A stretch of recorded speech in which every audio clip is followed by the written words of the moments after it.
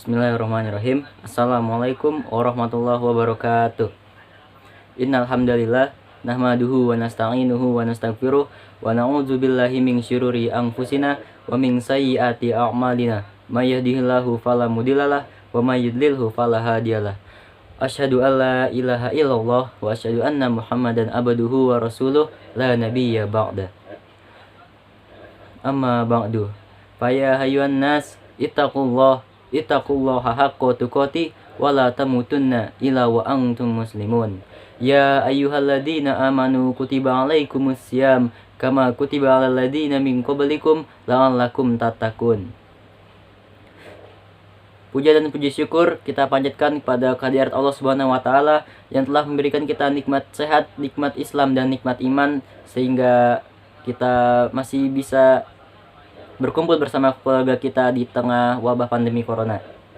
Salawat dan salam semoga selalu tercurah untuk baginda kita Nabi besar Muhammad Sallallahu Alaihi Wasallam, pada keluarganya, sahabatnya, dan semoga sampai kepada kita umatnya. Amin ya Rabbal Alamin.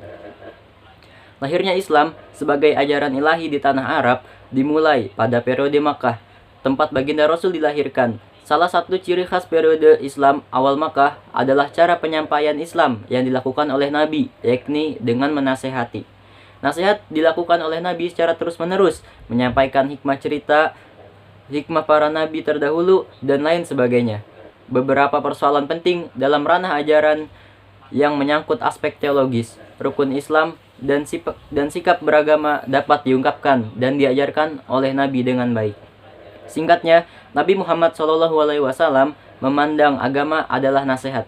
Salah satu hadis dari Ibnu Umar yang artinya, dari Abu Ruqayyah Tamim Ad-Dari radhiyallahu anhu, sesungguhnya Rasulullah SAW bersabda, agama adalah nasihat.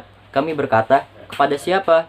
Beliau bersabda, kepada Allah, kitabnya, Rasulnya, dan kepada pimpinan kaum muslimin dan rakyatnya. Hadis riwayat Bukhari Muslim. Hadis di atas menegaskan bahkan sampai 3 kali, sebagaimana hadis lain yang populer mengenai berbakti kepada ibu dan bapak, mengindikasikan bahwa pemahaman awal hanya mengenai doktrin, melainkan nasihat. Sebagai penekanan nasihat, biasanya pola ini dimaknai oleh kaum sufi, kata, ucapan, dan pandangan mereka terhadap agama sangat teduh, penuh dengan kearifan. Islam adalah sebuah agama wahyu berbasis pada doktrin teologi yang kokoh, terutama tentang doktrin trilogi iman, Islam, dan ihsan. Namun, Islam sebagai ajaran wahyu awal berbasis pada pengokohan pondasi diri, memperbaiki diri, mendekatkan diri sedekat mungkin dengan Allah, dan menjadi lampu bagi sekitar. Mengenai konsepsi tentang Islam, Rasulullah pernah ditanya seorang sahabat, Sufyan bin Abdullah Ats-Tsaqafi, wahai baginda utusan Allah, katakan bagiku tentang Islam yang aku takkan pernah bertanya lagi kepada seseorang selain engkau. Maka beliau menjawab, katakan aku beriman kepada Allah, lalu beristiqomahlah. Lewat nasihatnya, masyarakat yang disentuhnya mulai mengakui Allah sebagai Tuhan mereka, Islam sebagai agama mereka, dan Nabi Muhammad sebagai utusannya. Walaupun jumlahnya masih terbilang kecil, baginda Rasulullah sudah berhasil masuk melalui pemahaman Islam dari hati ke hati, sehingga umat Islam awal periode Makkah sedikit namun sangat berkualitas.